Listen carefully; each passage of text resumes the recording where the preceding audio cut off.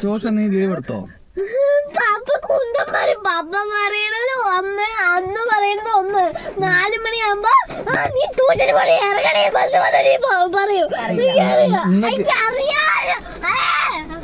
ഇന്നൊക്കെ നീ വേണേ ട്യൂഷൻ ലീവ് എടുത്തോ? അമ്മ സമ്മതിക്കില്ല. അമ്മനെ അയച്ചോടോ.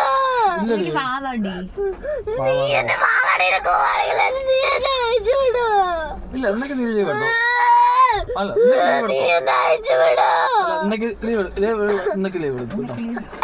ഒറിജിനൽ മകവേ അന്ന് അവിടെ പോയി കാണിച്ചാ മതി. കള്ളമകം ഇവിടെ ഒറിജിനൽ മോക്ക് കാണിച്ചിട്ട് പോയാ മതി. കരിഷ്മ എന്റെ ഒറിജിനൽ മുഖമാണ്. ഇന്നൊക്കെ നീ അവളെ ലീവ് എടുത്തു. അമ്മ സത്യം ലീവ് തന്നെയാണ്. നീ പോടി. നിന്റെ ഈ ഒരു ഇതില്ലേ ഷോ അത് വൈകുന്നേരം വരെ ഉണ്ടാവില്ല. 3 മണി ആയാലും ഇങ്ങനെയാവും. നീ പോണെന്നൊക്കെ പറയും. ഞാൻ പറയില്ല. അന്നല്ലേ ഇന്ന് പറയാ. നിന്റെ സ്വഭാവം എനിക്ക് അറിയാം. പാപ്പന്റെ സ്വഭാവം എനിക്ക് അറിയാം. പറയാനും കുത്തണ്ട. ഞാൻ സത്യസന്ധനല്ലേ കരിഷ്മ?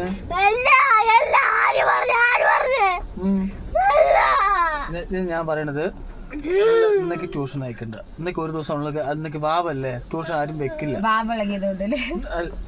തമാശ പറയുന്ന സീരിയസ് പറയുമ്പോ തമാശ പറഞ്ഞു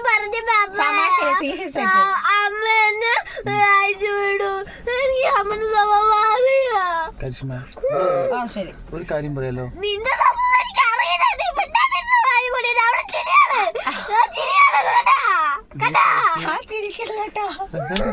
സീരിയസ് ആയ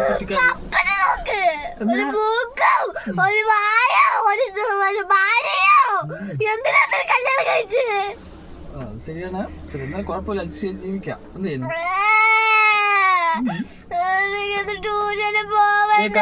ട്യൂഷൻ അയച്ചു വിട്ടാ തീർന്നുട്ടാ. നീ തീർന്നു എന്നൊക്കെ പറയും. എന്നാലും നിന്റെ മനസ്സിൽ കല്ല് തീക്കല്ല് പോലെ ആക്കി വെക്കണ്ട. കല്ലാക്കണ്ട. മനസ്സിലായി? ആ പച്ച കുട്ടി പറയുമ്പോ നിങ്ങൾ ഒരുത്തിരിങ്ങനെ മനസ്സിലായി വേണ്ടത് എനിക്ക്. റൈറ്റ് അറിയില്ല. എന്നിട്ട് എന്നെ പഠിപ്പിക്കാൻ നടക്കണം. നീ പോയി പഠിക്കേ. ലെഫ്റ്റും റൈറ്റും അറിയാതെ നീ എങ്ങനെ അവളിലും ട്യൂഷൻ അയച്ചോടാ. പിന്നെ മറ്റേ അവിടുത്തെ കണ്ണന്റെ അച്ഛന് മറ്റേ ഒരു ഫ്രണ്ട് മരിച്ചിരിക്കുകയാണെന്ന് പറഞ്ഞ് ലീവ് എടുക്കാൻ എന്താ പറയാൻ ചോദിച്ചപ്പോ അമ്മ എന്താ പറഞ്ഞത് എനിക്ക് അറിയില്ലെന്നല്ലേ. അമ്മ എന്തൊക്കെ പഠിച്ചിട്ടുണ്ട്? ഡിഗ്രി, PG, B.Ed ഇതൊക്കെ പഠിച്ചിട്ട് എന്നിട്ട് എന്നെ പഠിപ്പിക്കാൻ പറ്റുമോ അവള്? ശരി, നിന്നെ പഠിപ്പിക്കാൻ പറ്റും. നീ ഇന്ന് പോണ്ട, ലീവ് എടുത്തു. നിന്റെ മുഖം കണ്ടാലേ നീ ഒരു മറ്റേ ഇത്രയും കാലം ഇരുന്നത് അതിന്റെ കൂടെയാണെന്ന് അറിയോ? നിന്റെ കൂടെയാണ്. അതുകൊണ്ട് എനിക്ക് നിന്റെ സ്വഭാവം അറിയാം.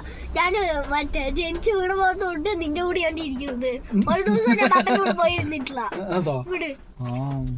ലീവ് എടുക്കാന് ഞാൻ അരുണാട്ടിനെ വിളിച്ചു പറയാ. ശരി, വരുന്നില്ല പറയാ. വിളിച്ചു പറയാ.